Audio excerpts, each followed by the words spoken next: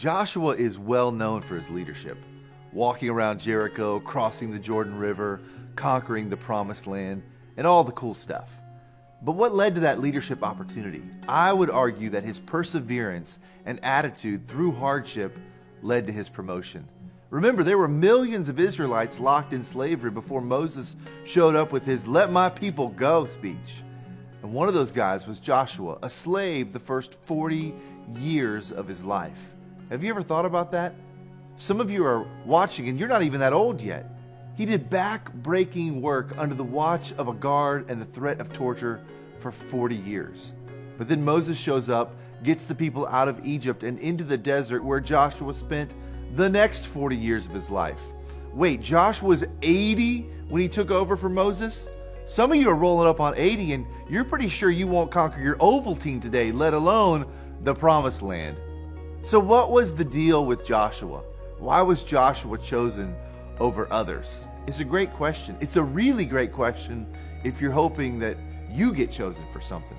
There's certainly a lesson to learn. See, anybody could have been Joshua, but only Joshua ended up being Joshua, because in the middle of slavery, in the middle of the desert, wandering around, seeing and experiencing all the same hardships and struggles as everyone else, Joshua decided that he would trust God in the scary things. And in turn, God let him lead the whole thing. Joshua was not chosen because of his lack of failures. Joshua wasn't a cut above. He was not the freshest thing since the proverbial sliced bread. He was like you and me. Probably insecure, probably struggled with lust, maybe liked cookies a little too much, probably wasted some time here and there. He wasn't superhuman, but he was sure of where to put his confidence. And that made a difference in how his story unfolded. In Numbers 14:9, before Joshua had been selected to take over for Moses, we read the story of his return from scouting the Promised Land to see if it was a viable option for the Israelites to conquer.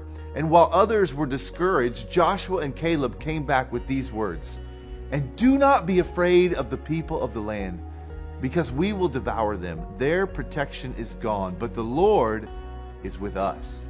Do not be afraid of them. The Lord is with us." Listen, the people living in the Promised Land did not look like an easy match, but Joshua saw them through the lens of God's power.